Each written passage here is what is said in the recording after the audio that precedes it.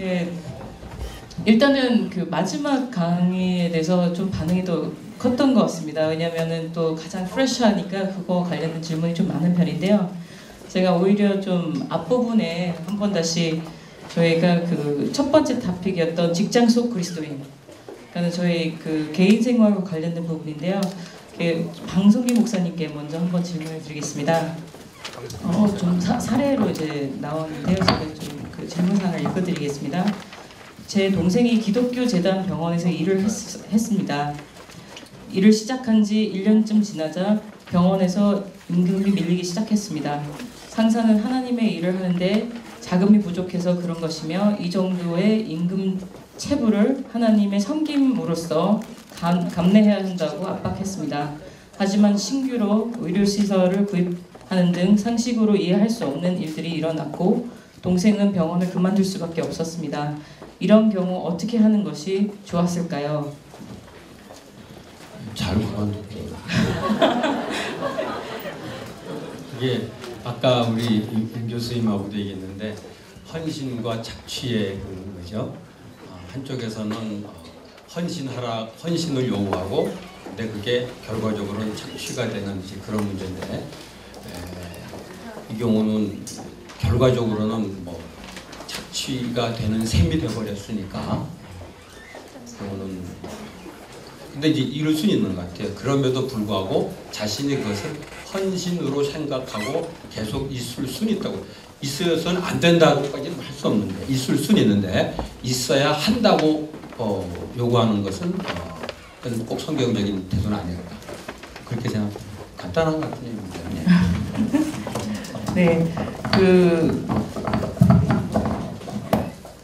네, 그리고 두 번째 질문을 제가 우리 임성빈 교수님께 제가 한번 드리겠습니다.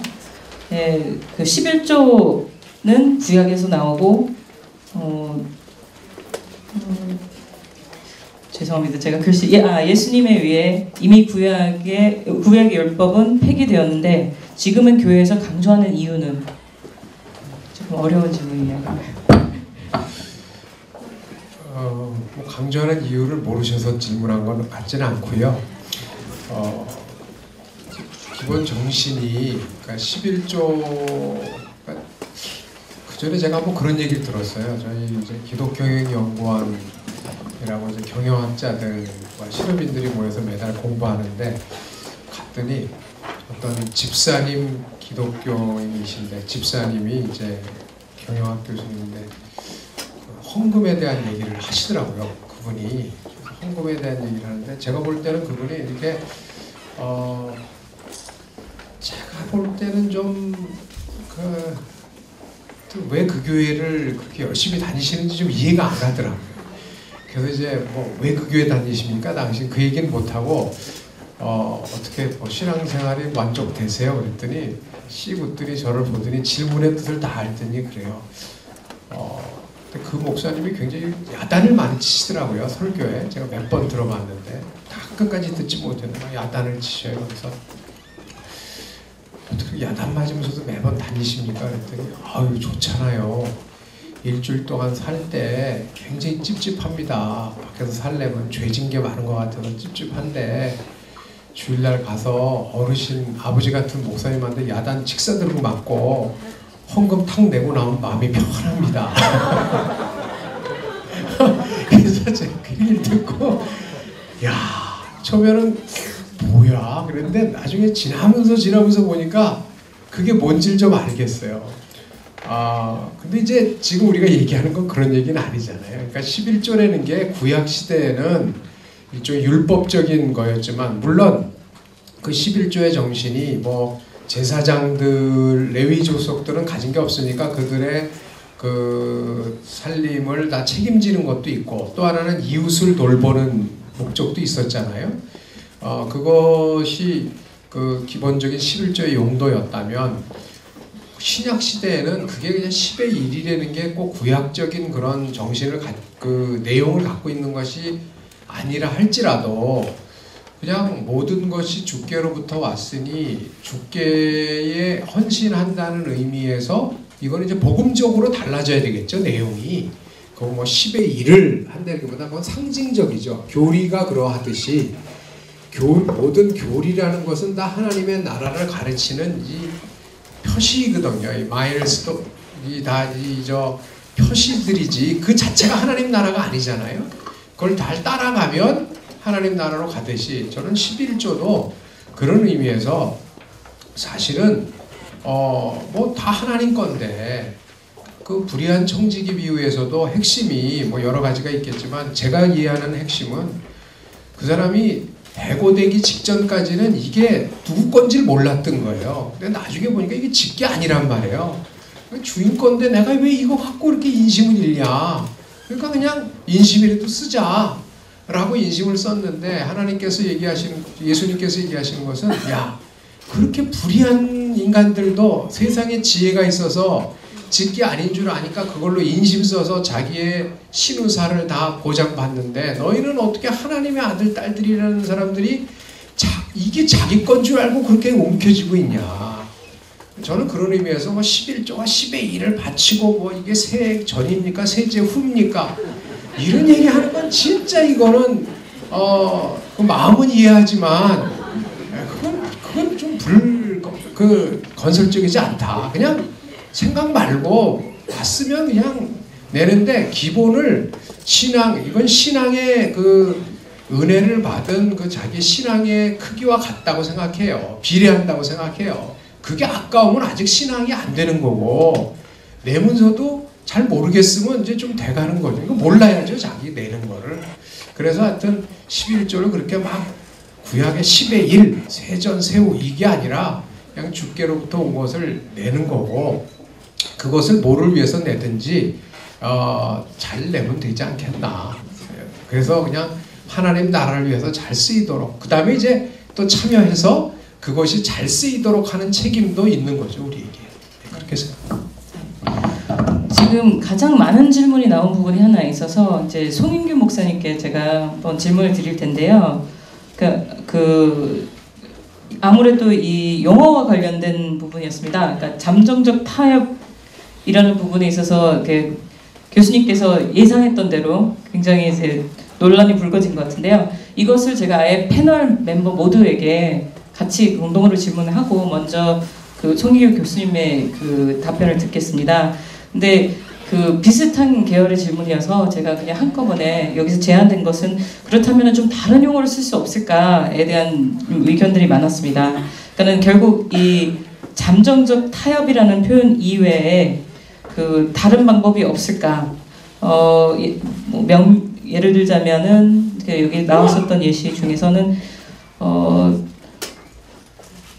더 잠정적 타협이라는 말보다 더 작은 악 또는 더 큰 선을 선택하는 말 혹은 타협이라는 표현보다 십자가의 은혜에 대한 신학적 재조명으로 이제 표현하는 방식 또는 잠정적 타협보다는 점진적 투쟁론은 어떨까요? 이런 이제 표현도 있었고요. 네, 어쨌든간 비슷한 부분입니다. 그래서 저희 교수님은 어쨌든 이렇게 용어에 대한 의견한 부분하고요. 그다음에 나머지 패널 멤버의 경우에는 이 비슷한 부분이지만 잠정적 타협이라는 부분에 대해서 그 개인적으로 어떻게 생각하시는지 이 용어에 대해서 좀 말씀해 주시면 감사하겠습니다. 저도 그 용어 선정 때문에 좀 고민했는데요. 잠정적 유보론까지는 제가 생각을 이제 했고요. 근데 이제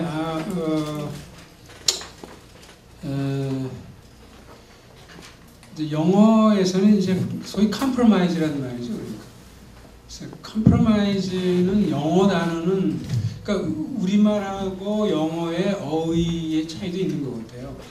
영어에서 컴프로마이즈는 영어에서 상당히 부정적으로 많이 쓰이지만 근데 뉴트럴하게 쓰이거든요. 컴프로마이즈 하면 그 프로미스 양쪽이 서로 약속을 해가지고 뭐 지킨다든지 서로의 걸 조금씩 이렇게 양보해가지고 합의점에 도달한다든지 뭐 이런 뜻으로 해서 근데 우리말의 타협은 좋은 의미나 뉴트럴한 의미는 좀 없는 것 같아요. 그래서 그 고민을 이제 많이 하다가 그래도 그 영어의 컴프로마이즈하고 가까우니까 이제 쓰자 그랬는데 아까 어떤 분이 점진적 투쟁론이요? 예. 한번 뭐 그게 더 좋으면 그렇게 뭐 하시죠. 그 레서 이블은 제가 얘기한 거하고는 좀 다릅니다. 그거는 제가 그 논문에 보시면 잠정적 타협론과 비슷한 한 5가지 윤리 이론들을 소개를 하고 왜 이것이 제가 다루고자 하는 그 직장 내 구조학에 적합하지 않은지를 그렇게 해놨어요. 여러 그 이제 그걸 뭐 참조하시면 되겠고, 그래서 여러분이 더 하셔가지고 더 좋은 그 용어가 있으면 뭐 얼마든지 뭐 그렇게 하시면 되죠. 네. 저도 그러면 환영입니다. 저는 오늘 그 강의 들으면서 제가 그동안 쭉 이제 이런 내용으로 강의를 많이 했는데 언젠가 한번 그런 내용으로 강의했다가 한번 어떤 분한테 그냥 된통 당한 적이 있어요. 목사가 돼가지고 그딴 소리나 하냐고 그래가지고 제가 아주 굉장히 당황했었어요. 딱 한 번 굉장히 당황했었어요. 근데 나중에 알고 보니까 그분이 약간 이제 정신적으로 조금 이상한 분이었대요. 나중에 조금 위로가 됐습니다.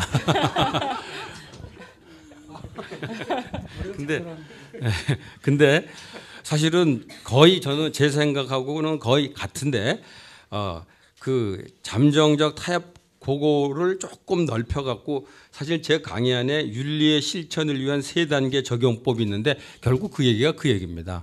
그러니까는 세속에서 관행으로 가는 것보다 현실적인 결단은 그거보다는 조금 그래도 다르게 어떻게 보면은 이렇게 보나 저렇게 보면 같은 걸지도 모르지만은 현실적으로 조금 다르게 그러니까는 뇌물 주는 것보다는 특강 강사료를 들으면은 그 똑같지 않냐. 그런데 에이 다르지. 그게 같이 뭐 그럴 텐데 그래도 분명한 건 똑같진 않으니까 그런 현실적인 거. 그다음에 점진적인 결단이라는 개념은 뭐냐면은 그러면서 조금 개념이 다를지 모르겠는데 신앙이 성장하면서 좀 더 과감한 결단을 해 나가는 거죠. 그러다가 최후의 경우에 따라 순교적인 결단을 할 수 있다. 그럼 이래가지고 회사가 망하면 그냥 망하지 뭐. 그런데 모든 사람 보고 순교적 결단해. 이거는 어렵다는 얘기가 되는 거죠. 그러나 어떤 사람이 그렇게 결단을 하는 거는 굉장히 귀하다고 생각할 수 있습니다. 그거는 요구할 건 아니고. 그래서 저는 이제 그렇게 이해했는데 거의 같은 맥락이 아닌가 생각합니다.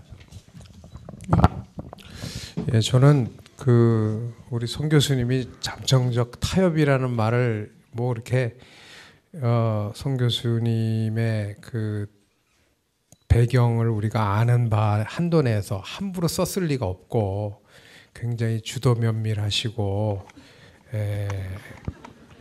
성경적이시고 철학적이시고 조직신학적인 사고를 하시는 분이 덕으로 하십니다. 그렇게 쓰셨을 리가 없을 거라고 생각하고 단지 이제 그런데 저는 이제 그 긍정적인 관점에서는 굉장히 현장에서 분투하는 이들에 대한 애정이 담겨 있는 그 표현이다라고 이제 생각했어요. 그 왜 그러냐면 박 목사님한테 도움이 되잖아요. 이제부터는 우리끼리 얘기했지만 인용을 송 교수님이 했다 그러면 항상 빠져나가실 수 있는. 목사가 그럴 수 있냐 그러면 송 교수님이 그랬다고 이제 말하고. 항상 권위 있는 신학자한테 돌리면 현장에 계신 분들이 이제 그걸 감당하시려고 하셨다고 생각이 들어요. 그래서 근데 저희는 그게 무슨 뜻인지는 알잖아요. 이게 종말론적인 그 하나님 나라를 향해서 가는데 현실이 죄로 가득 차 있으니까 한계 있는 인간들이 여기에 대해서 한 번에 원샷으로 원킬을 끝날 수가 없다. 그러니까 점진적으로 지금 여기서 최선을 다하는 그것들, 특별히 힘이 없는 사람들, 이게 CEO를 놓고 하는 얘기가 아니라 어떻게 보면 CEO나 좀 결정력을 있는 사람들은 한 방에 뭐를 할 수 있는 능력이 있지만 아까 그 누구 과장이랑 저 대리 같은 분들은 그런 게 없으니까 이제 그런 입장에서 최대한 이것을 이제 배려하신 단어라고 생각이 됩니다. 이제 그래서 거기에는 그 동의를 하면서 한편으로는 이제 컴프로마이즈라는 말이 갖고 있는 좀 한계. 그러니까 이제 신학적으로는 우리가 어코모데이션이라는 말을 그 개혁신학에서 많이 이제 처음에 썼잖아요. 그러니까 이 무한하신 하나님이 인간의 몸을 입고 왔을 때 그 성육하셨을 때 감당할 수 없었던 한계 이런 것들을 이제 어코모데이션이라는 걸로도 이제 쓸 수도 있고 또 하나는 저는 개인적으로는 트랜스포메이션을 선호합니다. 그러니까 변혁이라는 말을 선호하는데요. 뭐 점진적 변혁이라는 말을 선호하는데 그거는 조금 이제 우리가 디베이트가 이제 필요하다고 생각되어집니다. 그러니까 예컨대 이런 거죠.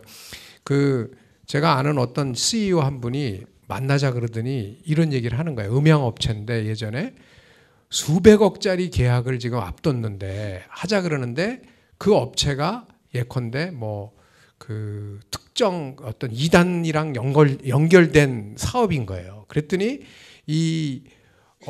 이분 그런데 이제 사원들은 다 해야 된다 그러고 이분은 회장님인데 그것 때문에 이제 묻는 거예요. 어떻게 쓰면 좋겠냐고 저한테. 그래서 제가 속으로 제가 그걸 왜 나한테 묻지? 그러면서 그분한테 여쭸어요.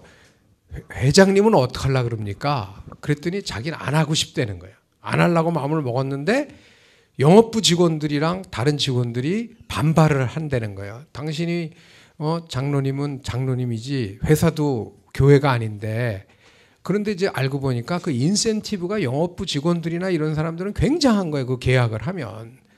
그랬을 때 어떡하냐. 뭐 이래니까 회장님은 원킬로 안 한다 그럴 수 있는데 이 밑에 있는 사람들은 쉬운 게 아니더라고요. 하여튼 뭐 그래서 긴 얘기지만 짧게 말씀드리면 결국은 뭐 우리는 얘기를 들었으니까 그거 하지 마셔야죠. 그랬죠. 못한다 그러니까. 그분이 만약에 난 할라 그럽니다. 그러면 저 그 얘기를 안 할라 그랬어요. 근데 안 할라 그런다고 도와달라 그래서 그러면 이렇게 얘기하십시오. 가서 보니까 이 얘기를 신학대학 교수도 알게 됐다. 그리고 기자들도 다 알게 됐다. 그 사람 알면 다 안다. 그러면 우리 업체가 앞으로 이 음향기기는 교회가 큰 고객이잖아요. 그러면 너희들 앞으로 이거 짧게 먹고 크게 먹고 끝날래? 앞으로 이거 못 먹고 길게 갈래? 그렇게 얘기하십시오. 다행히 그건 잘 됐습니다. 그러니까 아주 우울한 얘기 중에 그래도 이건 좀 행복한 얘기 중에 하나입니다. 네. 그리고 오늘 이제 소개됐던 사례 중에서 조금 다른 이제 의견을 주신 분이 하나 있는데요. 이거를 제가 역시 그 패널 디베이트를 통해서 한번 접근을 해보겠습니다. 그러니까 그 정 과장님의 경우에는 그 부장에게 이야기를 해서 회사의 손실을 최소화하고 대신 그 이후 정 과장님이 줄 여러 불이익을 기꺼이 감수하는 것이 더 나은 선택이 아니었을까요? 즉 위계질서 기업 문화는 좀 더 적극적으로 대처할 필요가 있을 수도 있지 않았을까? 그러니까는 이제 그 사례에 나왔었던 결론과 약간 반대 의견인데요. 이 부분에 대해서 혹시 저희 패널 멤버들의 그 의견이 어떠신지? 그게 이제 요 사례는 제가 만들어낸 게 아니고 이종용이라는 분의 그 기업 윤리에서 이제 그대로 딴 거예요. 근데 이제 거기 표현된 거 말고 그 세부 사항이 나와 있질 않아요. 사실은 저희 집사람도 이게 좀 약하다고 얘기를 했어요, 저한테. 그래서 이제 비례 경우는 대부분 뭐 동의를 하는데, 근데 이제 이건 뭐 서로 이제 좀 디베이터블하죠. 그렇게도 이제 볼 수 있겠죠. 아마 더 좋은 사례를 뽑았으면은 아마 근데 그렇게 이제 맞는 게 없어서 그렇게 했는데 뭐 그렇게 생각하시면 그렇게 하실 수도 있죠. 네. 그리고 이제 제가 이 이론을 얘기하면서 걱정하는 것은 뭐 이걸 갖다가 이제 송익기 교수가 이런 얘기를 했다 해서 공격을 받고 이거보다도 우리가 이 정말 열심히 크리스찬으로서 살고 하나님의 영광과 나라를 위해서 투철하지 않은 가운데 이게 자기 욕심이나 합리화하려면 방편이 될까 봐 저는 그게 훨씬 두렵습니다. 그래서 제가 얘기하는 것들이 뭐 순교적인 거 이런 걸 다 빼고 이런 것도 아니고 다 이제 그걸 하면서도 이제 한 거라서 그래서 충분히 악의 개선을 해서 더 노력해야 되는데 잠정 타면 이래가지고 중간에 이렇게 그만둔다 이럴까봐 저는 더 걱정이에요 사실 그 이론을 얘기하면서도.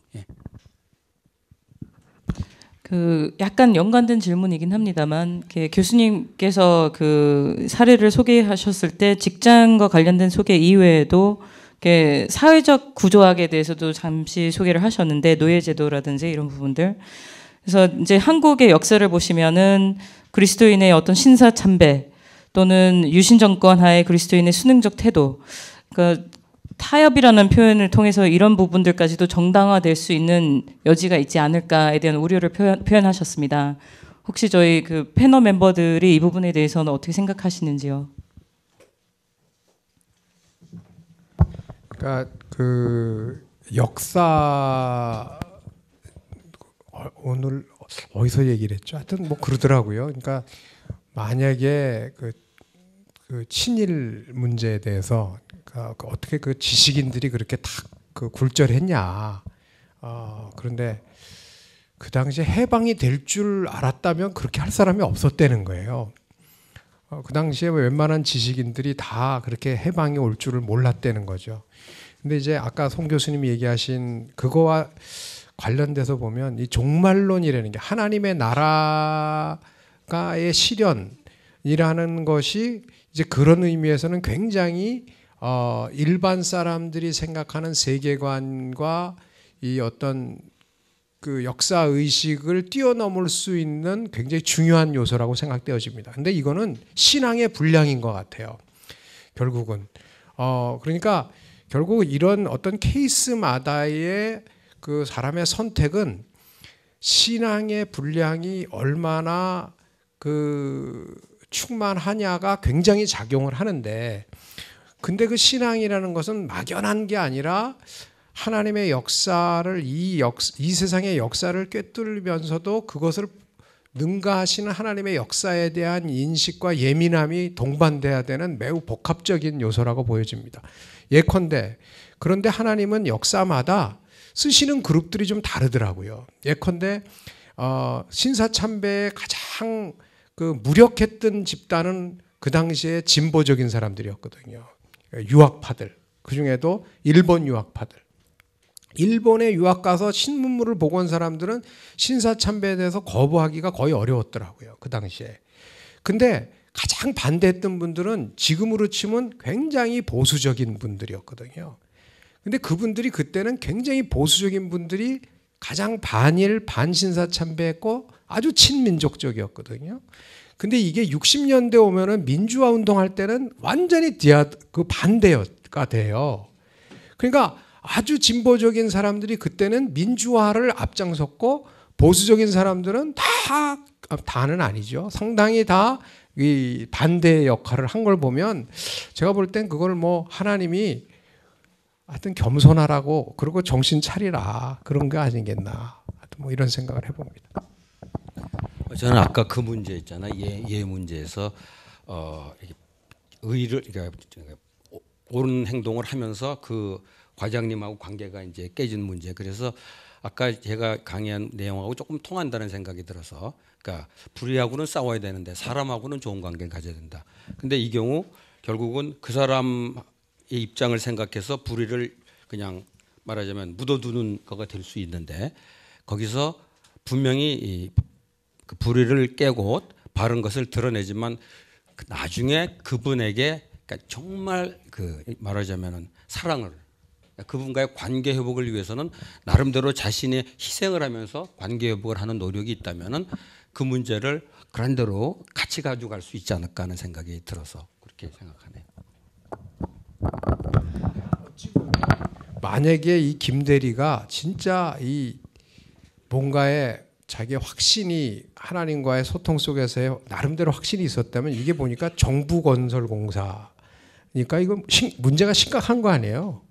그러면 여기에 대해서 그야말로 휘슬블로어의 그 내부 고발자 그것까지도 갈 수 있는 여지도 있겠죠. 이것도. 근데 이걸 일반화시키면은 상당히 이제 좀 어렵겠지만 뭐 그런 여지도 있는 거죠. 네, 이렇게 분명히 어려운 부분들이 좀 있는 것 같습니다. 근데 사례를 통해서 이제 느낄 수 있는 한계 부분들도 있고. 근데 마지막 질문이 될 것 같은데요. 저희 시간 관계상. 근데 재밌는 질문입니다. 지금까지 저희가 여러 가지 논의를 통해서 악에 대처하는 측면에 이제 여러 이제 강사분들의 말씀이 큰 도움이 되었습니다만, 그렇다면 그 반대편 선을 도모하기 위해 무엇을 추구하고 구현할 선인지, 그거를 찾기 위한 방안 또는 실현할 수 있는 방안, 그러니까 약간 좀 포지티브한 앵글을 이제 물어보셨습니다.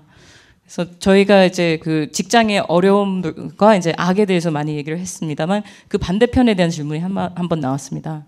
예, 제가 특별히 지정을 하지 않고 이 부분에 대해서 자유롭게 답변을 주시면 될 것 같습니다.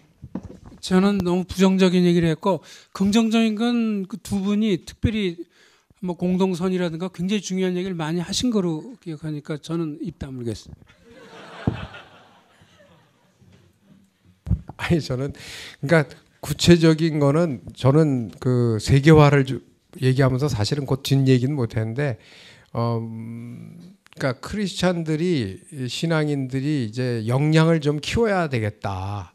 그 역량이라는 것은 소위 이제 요새 얘기하는 리더십으로 얘기하면 첫 번째는 이제 인격적 요소고 두 번째가 이 전문성의 요소고 세 번째가 비전이라면 이 인격에 있어서 인격의 핵심은 하나님과의 소통을 통해서 그야말로 성령님과의 동행을 통한 기본적으로 그 인격이 강화되면 정직성이라든지 이런 것에서 또 확신을 가지게 될 수 있지 않겠나. 근데 이것이 개인주의적 영성이 아니라 굉장히 공동체적 영성을 더 가져야 되겠다 하는 생각이고요. 두 번째는 그런 거와 함께 그런 영성적 토대 위에서 우리가 몸담은 데 대한 전문성들을 특별히 그럴 기회가 있는 사람들은 전문성을 둬야 하는데 더 우리가 힘을 써야 되겠다. 는 것이고 이런 사람들이 하나님 나라를 함께 모색하면서 지금 세계화 시대는 다 이렇게 네트워킹이 강화되는데 사업하는 분들이나 뭐 나쁜 일 하는 사람들도 네트워킹을 하는데 이 믿는 사람들끼리의 네트워킹이 좀 더 공고해질 수 있는 그런 것들에 우리가 더 힘써야 되지 않겠나 하는 생각을 해봅니다.